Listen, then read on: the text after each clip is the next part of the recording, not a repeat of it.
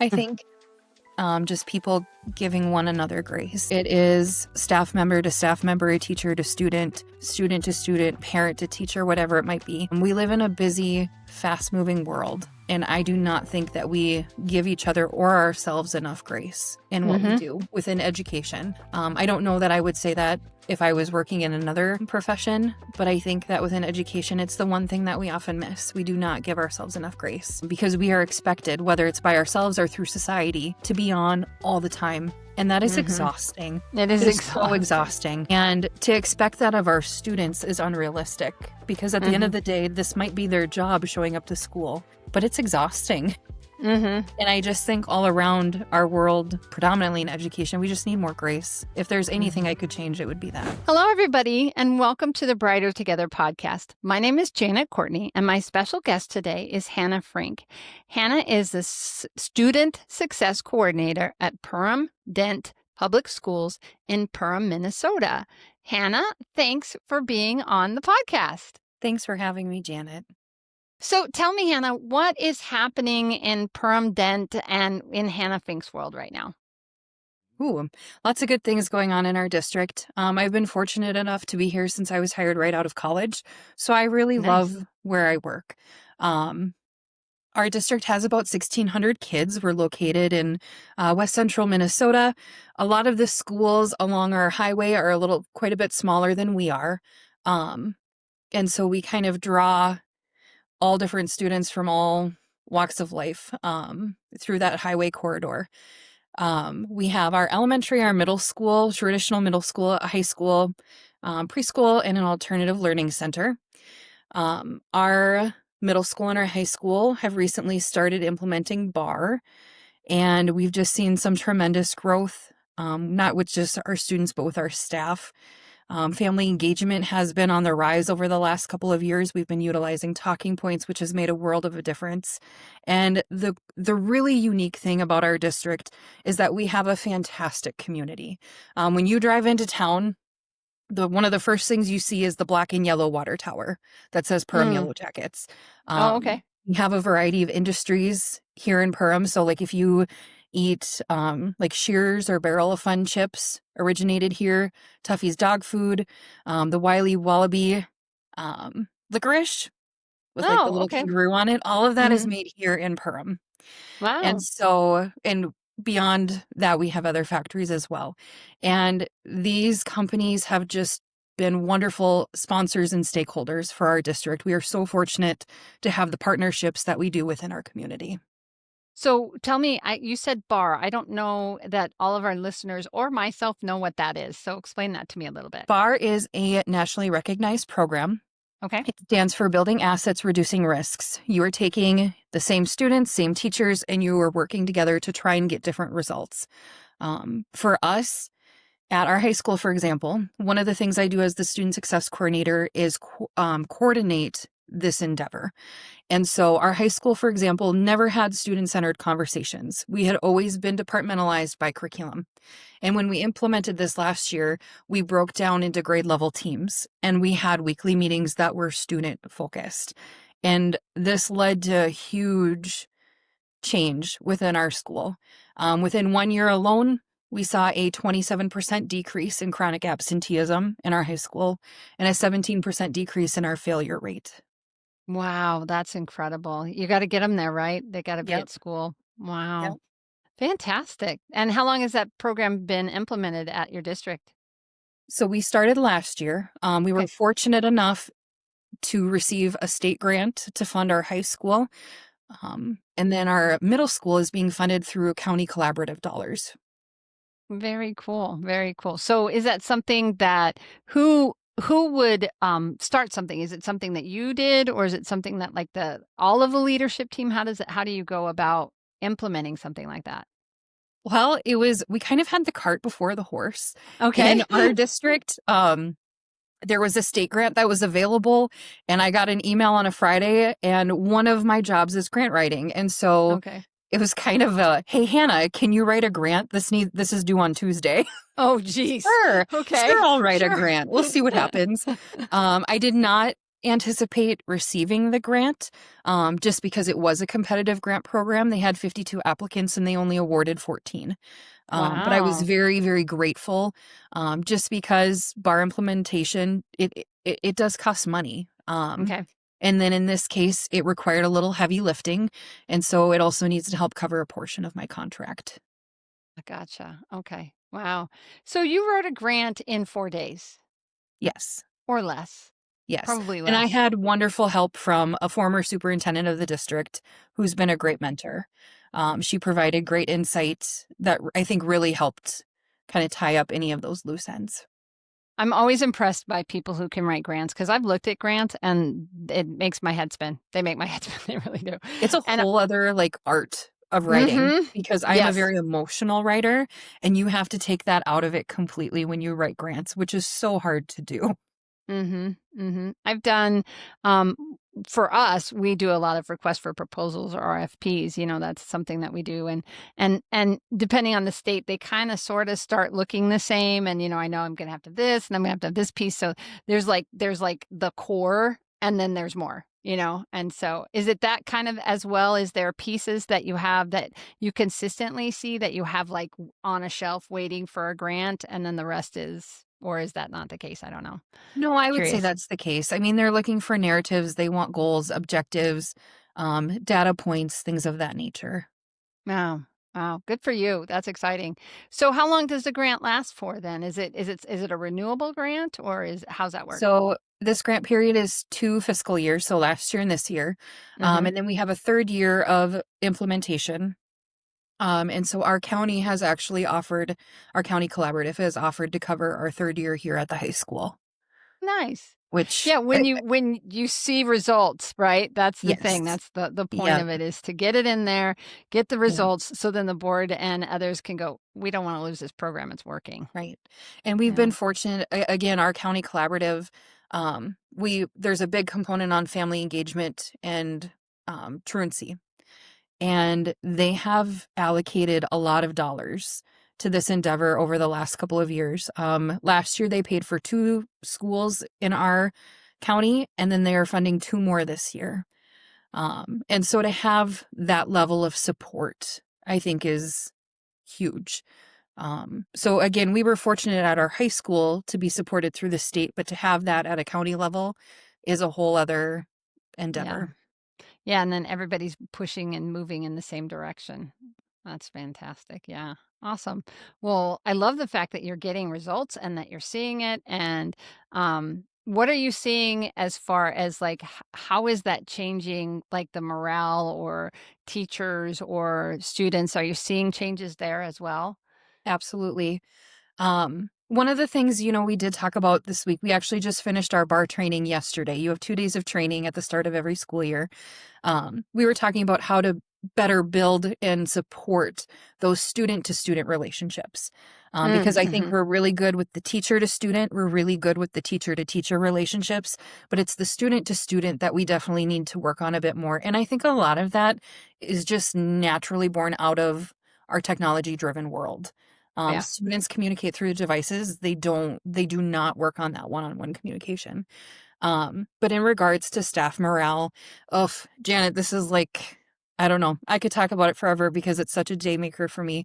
I have been fortunate enough to work in all 3 buildings in our district, and I have been able to kind of take a back seat and really observe how staff work together.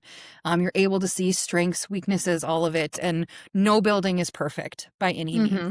Right. Um, the You got staff humans here in at it. the high You got school, humans in it, right? yes, the staff here at the high school, they've always been fantastic, and I know that they've always been a close-knit group, but to see this movement come in and to see Mhm. it championed by everybody, it's myself, it's our dean of students, our counselors, our secretaries, oh my gosh, we would be lost without our secretaries helping with this. Mhm. Our principal is 110% bought in, and having that championed effort from everybody has not just encouraged buy-in, but it has brought us closer together as a staff.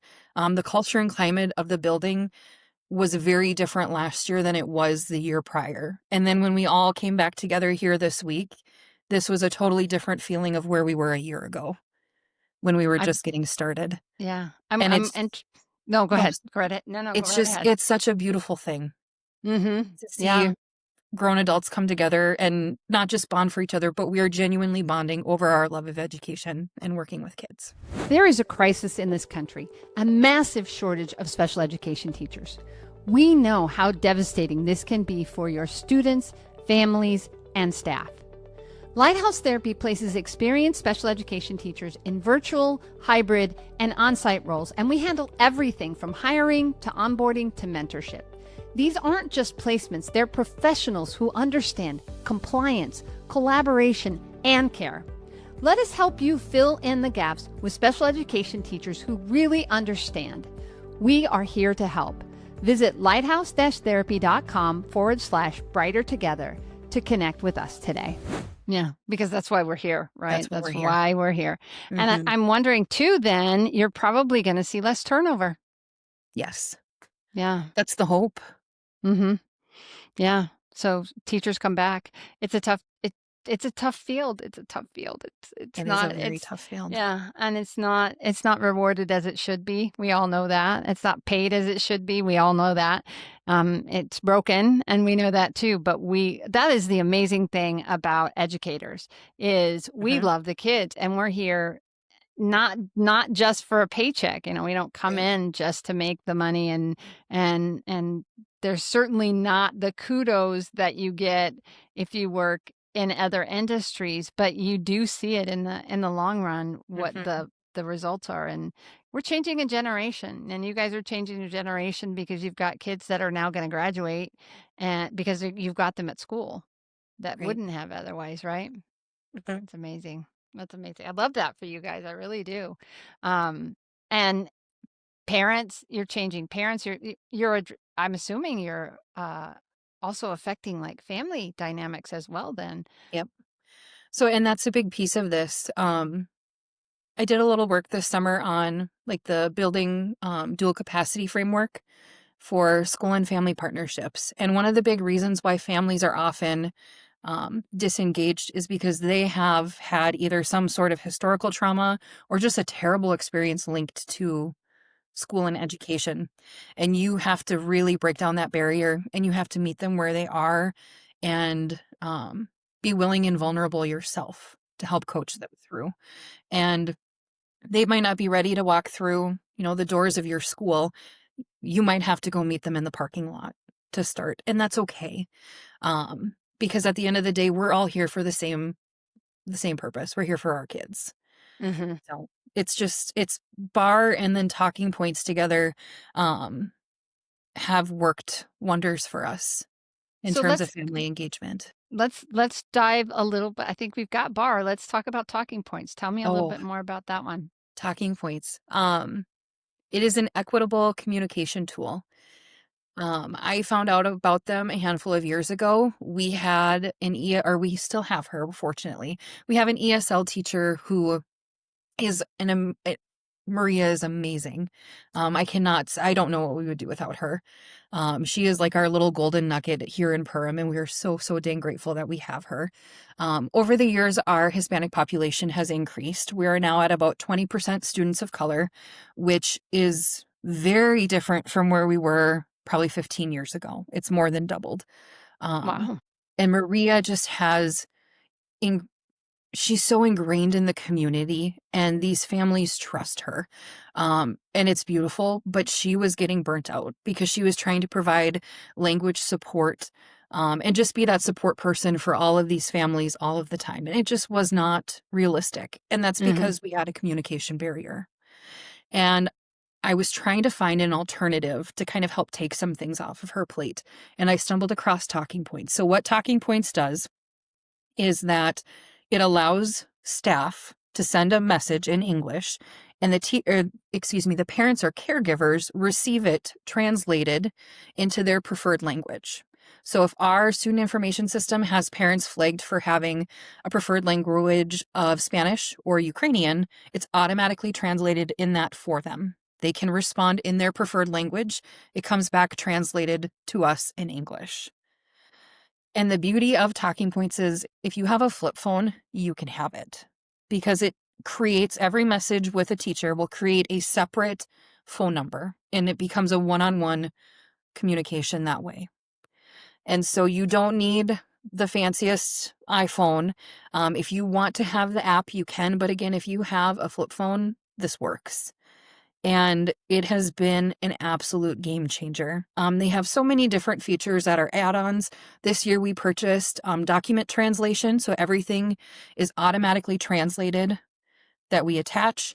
They also have an attendance feature that we're going to try out this year and just see if that can help us with communication and better tracking, because while our student information system is fantastic, we just have some pieces that are not clicking.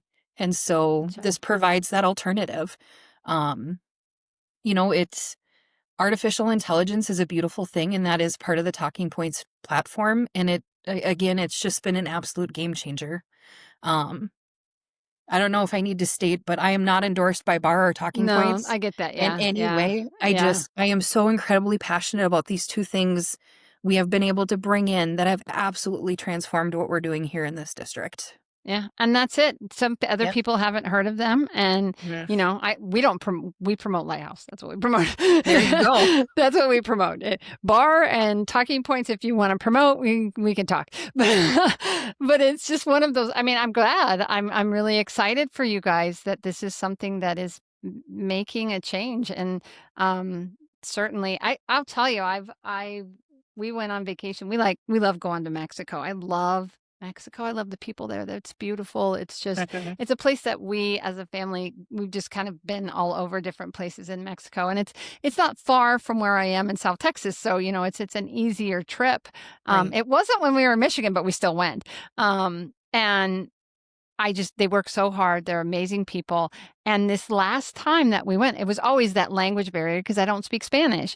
Right. But with the technology and where technology continues to take us, I had an app on my phone, Right. and literally I would talk into it and it would speak in Spanish what I said to them by just, converting it. Now I know it's not 100%, but I got my message across, and then they were able to talk into my phone and it spoke back to me in English. And I'm like, that's so beautiful. That's because amazing. now I get, and it was just it was a free app that I downloaded before we left. And I was like, this is just one tiny little piece of how technology is breaking down those barriers between people. My husband has these other ones you put in your ear, and it will just speak to you in the language. It so reminds me of Star Trek. Star Trek and the yes. I'm showing my age there, but the implants and whatever, your implant seems to not be working properly, whatever. It's probably not even Star Trek. I'm probably misquoting, but it just, that the sci-fi piece of it, and just how incredible it is that we have these tools that we never had before. It's incredible. So yeah, I love that for you guys. Okay. One other question. And I try to ask this to everybody, and I don't always, but I try. And you can't say money because everybody needs more money. We all need more money. But if you could miraculously change one thing in your world of what you do that you didn't ever have to worry about it again, what would it be as it relates to your job? Oh, that is a good question. Thanks. It's a tough one. It is a tough question.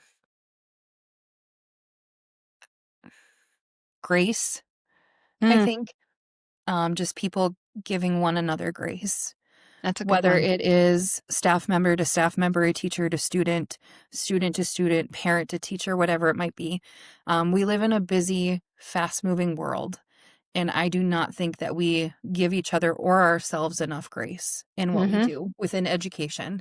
I don't know that I would say that if I was working in another profession, but I think that within education, it's the one thing that we often miss. We do not give ourselves enough grace.